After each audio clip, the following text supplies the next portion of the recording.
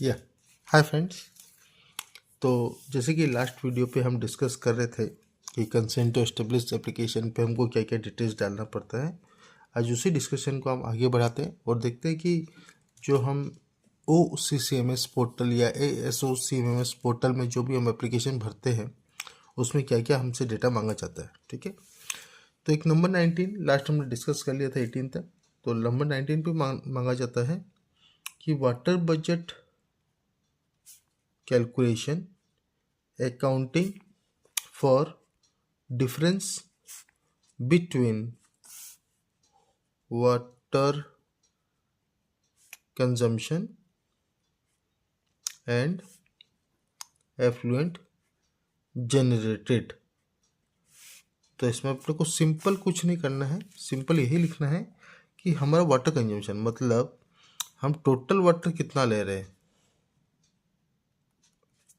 Suppose हम लोग total water 100 KLD ले रहे हैं और हमारा टोटल एफ्लुएंट जनरेट हो रहा है 20 KLD। ठीक है, तो हमको सीधा इसका आंसर आ जाएगा 80 KLD। ये इसका डायरेक्टली हमको लिख देना है। ठीक है, फिर नेक्स्ट पूछते हैं present treatment of sewage slash canteen effluent. फिर पूछते हैं give size capacity of treatment units. ठीक है, तो इसमें सिंपल सा कुछ नहीं है, इसमें पूछा जा रहा है कि आपका present treatment of sewage and canteen effluent क्या है, कैसे करने वाले हैं, give size and capacity of treatment units. तो ये सिंपल कुछ नहीं पूछ रहा है, ये हमको ये पूछ रहा है कि जो भी हमारे रेस्ट रूम है, किचन है, डाइनिंग है, इन सब से जो वाटर आ रहा है वो कहाँ जाने वाला है। तो आप सब सिंपल लिखिए कि हाँ हम सीवेज ट्रीटमेंट प्लांट में ये सारा वाटर एकोमोडेट करने वाले हैं। नॉर्मली ब्लैक वाटर या black water and grey water बोल के बोला जाता है इसको। ठीक है, तो ये सारा वाटर जो है हम लोग STP में लेने वाले हैं। तो उसका कैपेसिटी जो भी सपोज आप STP 100 KLD का बैठा रहे हो या 25 KLD जितना भी KLD का 30 KLD का 200 KLD का जो भी बैठा रहे हो उसके हिसाब से आपको ये कैलकुलेशन करना पड़ता है। ठीक है, तो इसमें फिर नेक्स्ट आपको मांगेंगे 21 नंबर पे कि प्रेजेंट ट्रीटमेंट ऑफ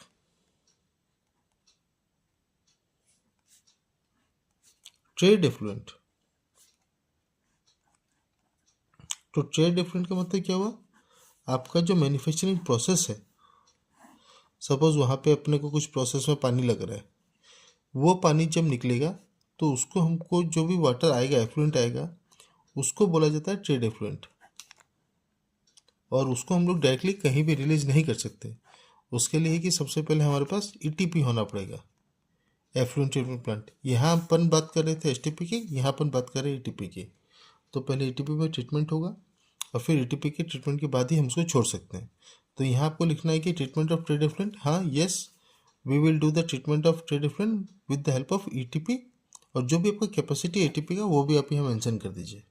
ठीक है, फिर ये पूछते हैं कि schematic diagram of the treatment scheme with inlet outlet characteristics of each unit operation and process is to be provided including details of residue management system ETP sludge. इतना बोला जा रहा है। ठीक है, तो अब हम समझते हैं एक एक करके schematic diagram of the treatment scheme. अब कैसा होगा स्कीमेटिक डायग्राम, आपका प्रोसेस से एफ्लुएंट जो आ रहा है वो ETP में जाएगा। ठीक है, तो ETP में नॉर्मली आप कैसा बोल सकते हो, आप बोल सकते हो कि हमारा एक है प्राइमरी ट्रीटमेंट, फिर कोई बोल सकते हैं कि यहाँ पे एक हमारा बायोलॉजिकल ट्रीटमेंट है से, या इसको आप बोल सकते हो केमिकल ट्रीटमेंट। जैसे भी आपका फ्लो बना हुआ है ETP का, फर्स्ट हो गया केमिकल ट्रीटमेंट, नेक्स्ट हो गया बायोलॉजिकल ट्रीटमेंट और बाद में हो गया ऐसे लिख दूँगी टर्शियरी ट्रीटमेंट। तो सपोज यहाँ पे आपका अगर कुछ आपका बैच रिएक्टर वगैरह लगा हुआ है तो आप इसको बोल दो, यहाँ पे आप वो कोआगुलेशन फ्लोकुलेशन होगा by addition of this chemicals, तो आप इसको केमिकल ट्रीटमेंट का नाम दे दो। फिर नेक्स्ट, अगर आपका इसका बीओडी लोड अच्छा खासा है तो आप इसको एरिएशन टैंक से पास करवा सकते हो। तो ये आपका हो गया जिसमें आपका बीओडी वगैरह का डिटेक्शन होता है। और इसके बाद टर्शियरी ट्रीटमेंट में कुछ नहीं है, वो आ गया activated carbon filter and pressurisation filter. ये जस्ट एक छोटा सा स्कीमेटिक है, जो भी आपका स्कीमेटिक रहेगा जो आपको एटीपी के डिजाइनर ने दिया रहेगा आप छोटा सा एक बना के दे दीजिए, दैट विल सफाइस। ठीक है, नेक्स्ट पूछ रहे हैं कि inlet and outlet characteristics of which unit operation. अब देखिए इनलेट जो करेक्टरिस्टिक्स है एंड आउटलेट करेक्टरिस्टिक्स, ठीक है, नॉर्मली जो मेनली हम लोग जो मेंटेन करते हैं पीएच हो गया, सीओडी हो गया, बीओडी हो गया, टीडीएस हो गया, टीएसएस हो गया, तो मोटा मोटा ये रहता है parameter 6.5 to 8.5, CODs 100 milligram per litre, 30 milligram per litre is BOD, TDS is 2100 milligram per litre and TSS is 100 milligram per litre. And एक और होता है ऑयल एंड गैस, जिसको हम लोग 10 मिलीग्राम पर लीटर बोल के बोलते हैं। ये मोटा मोटा एक हम लोग मेन पैरामीटर्स जो मेजर करते हैं आउटलेट के लिए। इनलेट के लिए देखिए, अगर आपके पास कुछ रेफरेंस प्लांट है, सपोज आप जो प्लांट मैन्युफैक्चरिंग करना चाह रहे हैं उसका कोई रेफरेंस प्लांट अगर है तो आप उसका कहीं से अगर रिजल्ट निकाल पाते हैं कि हाँ मेरा इनकमिंग एफ्लुएंट का क्या पैरामीटर्स है, तो आप एक आइडिया लगा सकते हो। नहीं तो आपको सिंपली लिख देना है कि आप जब प्लांट इनिशिएट करोगे तब आप इसका डेटा दे दोगे। ठीक है, हाँ, लेकिन आपको जब एटीपी डिज़ाइन करना पड़ेगा तो आपको ये डेटा आपको वेंडर को प्रोवाइड करना पड़ेगा, या तो फिर आप जो भी केमिकल्स यूज़ कर रहे हो उसका आपको प्रोवाइड करना पड़ेगा, उसके बाद ही वो बता पाएगा। ठीक है ना। तो कैसा है, आउटलेट का तो ये फिक्स रहता है, और आप जो कंसेंट लोगे उसमें भी स्टेट टू स्टेट वेरी करता है ये थोड़ा बहुत, तब वो कंसेंट में पूरा डिटेल्स इसका मिल जाएगा इनलेट और आउटलेट पैरामीटर्स का। इनलेट आपको खुद ही पता करना पड़ेगा।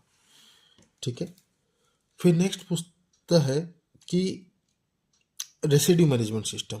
अब रेसिड्यू मैनेजमेंट के सिस्टम क्या है,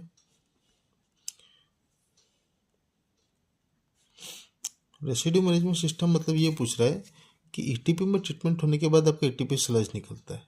ठीक है, तो ईटीपी स्लज को हम लोग कैसे करते हैं, हम लोग फिल्टर प्रेस से उसको पास करा के वाटर को अलग कर देते हैं और जो स्लज होता है उसको अलग कर देते हैं। ठीक है ना। तो इस स्लज को आप क्या कर सकते हो, पहला है कि आप अगर ज़्यादा आपका क्वांटिटी नहीं है और आप इसको एक ऐसा एक ट्रे बना के सन में ड्राई करके, ठीक है ना, आप उसको बैग में डाल सकते हो।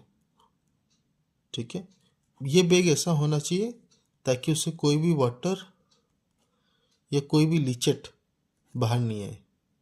अगर आपका हैजर्डस वेस्ट, सपोज ये आपका स्लज हैजर्डस वेस्ट होगा, ठीक है ना, अब इस स्लज में कुछ भी पानी है, कुछ भी ये जो कंटेन कर रहा है, वो अगर एनवायरनमेंट में डायरेक्टली कॉन्टेक्ट में आ जाता है हमारा, तो डायरेक्टली वो कंटेमिनेट हो जाएगा। तो इसलिए हमको ये सुनिश्चित करना है कि कुछ भी वाटर हमारा एटीपी स्लज का एनवायरनमेंट के कॉन्टेक्ट में नहीं आना चाहिए, मतलब डायरेक्ट लैंड के कॉन्टेक्ट में नहीं आना चाहिए। अगर वो आ गया तो उसका मतलब ये बोला जाएगा कि वहाँ कंटेमिनेशन हो चुका है या स्पिलेज हो चुका है। ठीक है ना। तो